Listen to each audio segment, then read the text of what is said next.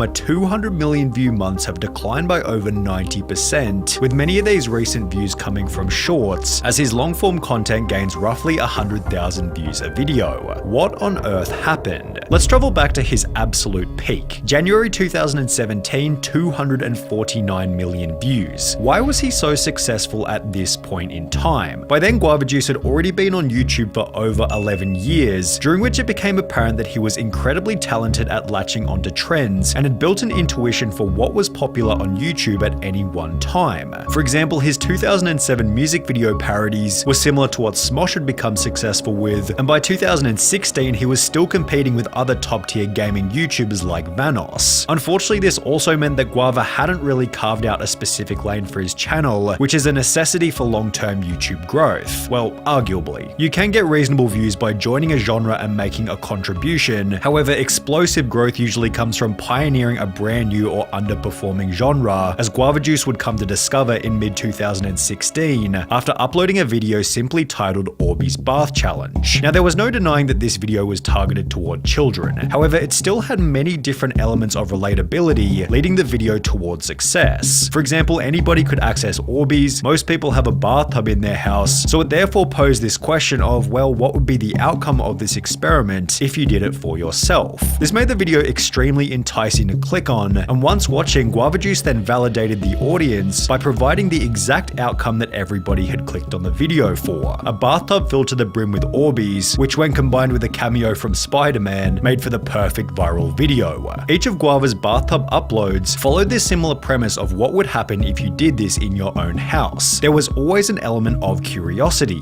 His Oobleck Bath Challenge even provided a guide for how to make the liquid, and it posed the question of, well, is he going to get stuck when it finally dries at the end of the video? His Lego Bath Challenge posed the question of, will he get hurt? While his Diet Coke and Mentos Bath Challenge implied that the Coke might fizz everywhere. Each episode was only 3 or 4 minutes long, so why not click and see the potential outcome? The short nature of the videos also meant that they didn't waste the audience's time and were optimized for watch time percentage. And while this goes against the classic trope of longer videos equals more watch time equals better performance, this has been disproven by people like David Dobrik, who have shown that 10 4-minute videos can be better for retention in comparison to one 40-minute video in its full entirety. Regardless, Guava Juice's videos were doing so well that even his water bath challenge cracked 5 million views. Out of all the bath challenges I've done, I'm surprised I'd ever tried water. Leading him to experiment with other types of content, in which he'd reveal another simple yet key success component. He was actually excited to make each video. Despite being in his mid-20s, you could tell that Guava Juice loved every piece of content, from making gummy pizzas to building a house out of red cups. This gave the videos a unique, enjoyable flavor, as it was obvious that he was happy to be there, which accompanied his cliche yet ideal philosophy of wanting to improve the content every single day. As long as you consistently make an effort to do better every single day, things will definitely get better every single day. However, Guava's explosion was also assisted by timing, as viral videos required significantly less time and effort back in 2017. Take for example this video titled "Do Not Jump on the Trampoline Ball Pit at 3 AM, in which the time is shown at the start of the video 3:06, as well as at the end of the video 3:29, meaning this entire episode took only 23 minutes to film. There were basically no props, no script, and the whole thing was shot in one take, meaning the video took only a couple of hours to complete after editing, and it's now received over 20 million views. To achieve that same kind of performance on any long-form video today requires at least 1 week's work, as well as maybe a team, maybe a budget, and even then pulling anything close to that number requires a perfect storm. Back then, however, Guava Juice was doing millions of views on every single video, almost all of which needed minimal planning and could have been completed in under a day. In the process, Guava Juice kept up with every trend from Fortnite to TikTok reactions until he'd dip his feet into a brand new video type that would take his channel to a whole new level: his 10 Things You Shouldn't Do series. In the beginning, it wasn't even supposed to be a series. However, after 10 Things You Shouldn't Do in an Airplane gained a view count in the millions, Guava Juice doubled down with 10 Things You Shouldn't Do in the movie theater, 10 Things You Shouldn't Do at school, and 10 Things You Shouldn't Do on a train, each of which performing incredibly well, and it's really no wonder why. The videos were comedic, relatable, and had a bunch of effort put into them. They usually had multiple people per skit as well as a full set for every video, which made them extra unique, especially when combined with Guava Juice's absolutely insane style of comedy. Don't be a food inspector! Inspector! Hello, my friend. How may I help you today? Hello, I'm the food inspector. Could I have one of each food, please? Sure thing. Follow me. I love inspecting food. Right this way, Mr. Food Inspector. You see, all the food should be right over there. What is this? You should have left Woody on the chance! Master! Are you here to save me? Now stay here for the rest of your life! Daddy, is that you? It's me, your son. These videos went absolutely wild throughout 2020, often gaining well over 10 million views. However, in April 2021, seemingly overnight, something began to change on the Guava Juice channel. He went from gaining over 100,000 subscribers every single month to almost complete stagnation, while his videos were suddenly struggling to achieve more than 1 million views. Why the sudden drop?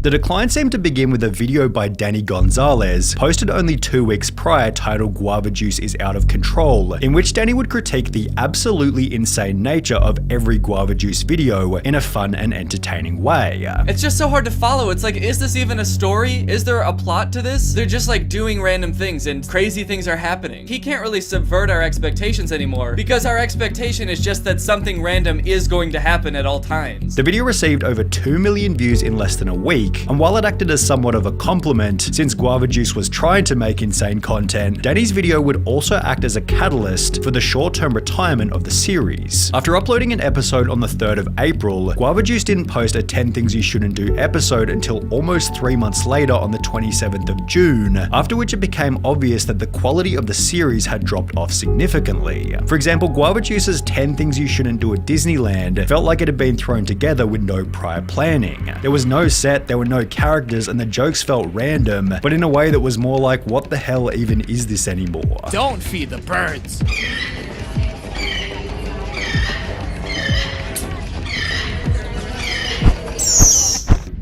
During the retirement of the series, Guava Juice had instead been uploading increasingly lazy content, such as Guava Juice Ranks Guava Juice videos, as well as old repackaged compilations, such as Best of Guava Juice 24-hour livestream, both of which subtly implying that the glory days of the channel were coming to an end, as was also indicated by the thumbnails. During his peak, the thumbnails felt clean, straightforward, and were on par with YouTube's meta at the time. And while some of his 2021 thumbnails were definitely on the cutting edge, there were others that felt crowded, dated, or just straight up confusing. The channel seemed to have been struggling from a lack of effort and innovation. However, there was actually a good reason for this. In December 2021, Guava Juice announced that he'd instead been spending his time on a kids' TV series called The Guava Juice Show, which was about to release its very first episode on YouTube Originals. Guava displayed his confidence in the show by purchasing a billboard at LAX, and it was looking like this series could reignite the channel, although only in the beginning. The first 5 episodes performed reasonably well, averaging around 3 million views each. However, for whatever reason, the 6th episode gained only 150,000 views, with almost every episode afterwards following a similar trend.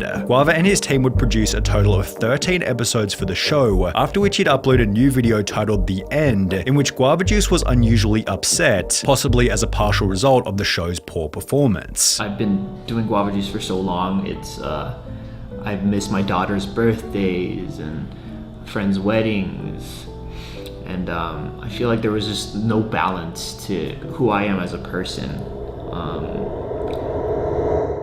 Guava Juice didn't specify why he was feeling so down. However, he wasn't ready to give up just yet, as he then released a second season of the show, which once again performed to a mediocre standard. At a couple 100,000 views per episode, Guava might as well have just continued making standard videos, and this wasn't even the worst part. Whilst producing the show's 26 episodes, Guava Juice lost touch with the one skill that had always guaranteed success: an ability to keep up with trends and the current YouTube meta. Prior to making the Guava Juice show, he was averaging maybe 700,000 views on his normal YouTube uploads. However, after the second season came to an end only 7 months later, it was rare to see any of his videos achieve more than 200,000 views. It seemed that Guava Juice had fallen into the misconception that if he split his time between YouTube and a TV show, he'd achieve double the amount of success, yet the opposite happened and his performance was instead cut in half. On top of splitting his time between 2 different forms of media, Guava Juice also had to worry about YouTube Shorts, his in-store products as well as a bloody NFT project, which has to be one of the dumbest things you can launch as a creator because it's so obvious that you're just trying to siphon some quick cash from the audience. Guava Juice's new low was established in a recent video titled My Future, in which he speaks as though his career is pretty much over.